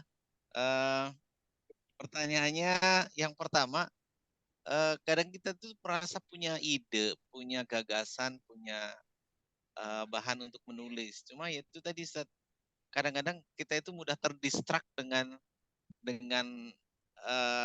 ya apa aja gitu, entah tugas, entah kegiatan rutin di rumah dan lain sebagainya, sehingga kadang-kadang baru mau udah hilang lagi atau ya tadi terputus dengan kegiatan yang lain dan sebagainya. Bagaimana tuh bisa mengembalikan konsistensi ya, kemudian kita bisa berkomitmen untuk terus melanjutkan aktivitas menulis kita itu. Betul, Terus kadang-kadang yang itu yang pertama, yang kedua, kemudian kadang gini, udah banyak gitu, kayaknya nggak pas nih, kita hapus lagi gitu, tapi kita mau mulai lagi susah lagi gitu, gimana itu? Betul, Ustaz. Cukup, Ustaz. Jazakallah. Bangga Ustadz Ferry bisa Ya. langsung dijawab. Baik, Ustaz. Menurut dosen pembimbing saya, penelitian yang baik itulah penelitian yang selesai, Ustaz. Jadi bukan, wah penelitiannya harus gimana, saya kira kesimpulannya lah mahasiswa seperti kita itu penelitian yang baik lah penelitian yang selesai. Nah, biasanya kan tergantung Ustaz. Kalau katakan sistemnya, oh ini ada deadline-nya, mau tidak mau kita harus membuat daily activity-nya. Katakan, oh ini ada tantangan, challenge-nya sebulan bisa satu buku, ataupun satu bulan satu artikel. Tentu mungkin akan dipacu. Atau pemicunya kayak gini. Kami mohon maaf di Asifa, Ustaz, ketika dulu guru-guru menulis itu luar biasa nih. Jadi ketika saat pemacunya itu, ketika guru-guru kan sama ya, belum bisa menulis gitu ya, ataupun wah masih basic gitu. Nah, Pak Direktur itu motivasinya di ini saat motivasi ekstrim. Jadi langsung di amplopin saat uang katakan 4 juta ya, dikasih ke penulisan. Saat nih 4 juta buat antum. Silakan mulai menulis gitu. Ternyata ampuh saat. Kan ketika guru dikasih 4 juta ini detes Saat. Karena minimalnya 8 juta katanya. Bingung guru tuh, aduh gimana uang ini? Akhirnya Allahumma paksakan. Ya, karena ada deadline, uangnya sudah ada dan butuh saat buat DP ini, buat itu ternyata ini juga memicu orang bisa menulis. Jadi luar biasa, apalagi kalau sudah terbiasa, kan contohnya Ustadz Eman ya, buku pertama viral, terus penerbit minta lagi buku kedua, gitu kan. Saya yakin, wah ini jam tidurnya akan kurang ini, akan apa namanya, akan ngikut gitu ya. Nah tapi kalau pemula, bisa lihat tadi ya, kita tantangannya bertahap. Contohnya tadi saya sarankan ya kalau jika seandainya buku karya pribadi kita sendiri berat, mungkin bareng-bareng aja dulu gitu ya. Bareng-bareng dulu. Kan kalau bareng-bareng cuma 4 halaman, 3 halaman. Nah, selebihnya mungkin tadi betul kalau ini perlu mentor. Mentor itu kan bisa memotivasi, bahkan mungkin mohon maaf, mentor itu bisa menyempurnakan. Udah antum berapa persen? 40% lah. Nanti saya 60% oleh saya lanjutin gitu. Nggak masalah, mungkin sebagai awal mah gitu. Karena kalau dalam dunia peneliti, dalam dosen itu banyak toki, katakan penulis kedua 500, penulis ketiga 300 gitu. Tapi dia diakui sebagai penulis, padahal dia nggak ngapain. Nah kalau gitu kan ekstrim ya, nggak seperti itu kalau kita. Tapi kolaborasi nggak masalah, kolaborasi. Karena kenapa mungkin memotivasi itu bertahap. Karena saya yakin kalau sudah berhasil di satu tulisan ya, satu karya kita, ketika sudah pecah telur, insya Allah ketagihan, ya ketagihan. Apapun ditulis gitu ya. Contohnya. Apalagi tadi Kompasiana, Kompasiana itu teman saya namanya Dr. Wijaya Kusuma, beliau pengurus PGRI Pusat. Itu per bulan itu hanya nulis blog ya, katakan nulisnya tentang artikel, tentang jalan-jalan, apa tulis di Kompasiana itu. Itu per bulan dia dapat 2 juta, 2 juta setengah. Jadi hanya dia satu hari satu nulis tulisan minimal, dan tulisan dibaca oleh netizen Kompasiana ternyata menghasilkan juga. Daripada curhat di medsos, tidak ada adsense-nya. Lebih baik mungkin artikel tersebut disubmit dipublikasi di media, ternyata juga menghasilkan. Nah motivasi itu kan banyak, ada motivasi internal, ada motivasi eksternal, ada juga tadi ya bakat gitu ya, bakat kubutuh ya. Kalau saya mah kadang-kadang menulis bakat kubutuh wah ini setoran nih, ini katakan ada perlu nih gitu. Kalau udah itu insya Allah ya nanti Ustadz Eman luar biasa, kayaknya buku keduanya ataupun selanjutnya judulnya lebih viral lagi Ustadz. Amin. Amin ya. Siap, Alhamdulillah ya Ustadz Ferry. Jadi kadang-kala memang kita itu memang harus keluar sama bakatnya, betul, apapun begitu kan, termasuk bakat kubutuh gitu ya. Justru itu yang bisa apa ya, mendorong yang lebih kuat gitu ya, bakat kubutuh gitu. Gitu ya. Baik, dari Ustadz Eman barangkali ada yang mau disampaikan, sharing Ustadz? Boleh juga ya. Atas Atau yang modal lain juga pengalaman menulis bagaimana silakan juga ya. dan Ferry atas modal. Oh, atas modal pisan gitu ya. Saya belum tebal bukunya ya. Insya Allah mungkin disertasi saya, insya Allah. Mudah-mudahan nanti. Amin, amin ya Allah ya. Amin. Baik, karena juga sudah masuk waktu asar ya. Ingat bahwa acara webinar ini adalah acara langkah pertama untuk menulis begitu ya. Dan memang Ustadz saya juga pernah menulis ya di media massa Radar Cirebon, alhamdulillah sekali-kalinya dimuat itu bangga banget begitu ya. Walaupun tidak cair begitu. Tapi bangga begitu ya. Ya, betul ya. Baik, Ustadz dan Ustazah semua, kita tutup kegiatan webinar kita. Terima kasih jazakallah sanal jaza kepada Ustadz Ferry yang telah menyampaikan materi cara mudah menjadi penulis ya. Dan kalaupun teman-teman sekali lagi barangkali ada yang mau bertanya terkait penulisan ataupun cara-cara dan sebagainya terkait dengan menulis, silahkan bisa japri beliau ya. Dan beliau tadi juga sudah menyampaikan mencet ya di grup itu ada terkait dengan grup nulis buku bareng, kemudian yang ingin e-book juga sudah ada, termasuk nomor WA Ustadz Ferry, begitu ya. Baik, terima kasih, mohon maaf dari kami. Punten mohon izin Ustadz. Mangga. Tadi ada yang menanyakan PPT-nya Ustadz Ferry, apakah Oh iya. dengan di-share? Oh siap Ustaz. Enggak. Saya sudah sedang kirim ke Ustaz. Nanti mohon dibantu di-share ya. Ya Ustaz. Jazakallah, Ustaz. Siap ya. Insya Allah juga ada materinya, PPT materi yang tadi disampaikan oleh Ustadz Ferry ya. Terima kasih atas segala perhatian. Mohon maaf jika ada kekurangan. Kita tutup dengan hamdalah kifaratul majlis. Alhamdulillahirabbil alamin. Subhanallah wa bihamdika asyhadu an la ilaha illa anta astaghfiruka wa atubu ilaik. Demikian.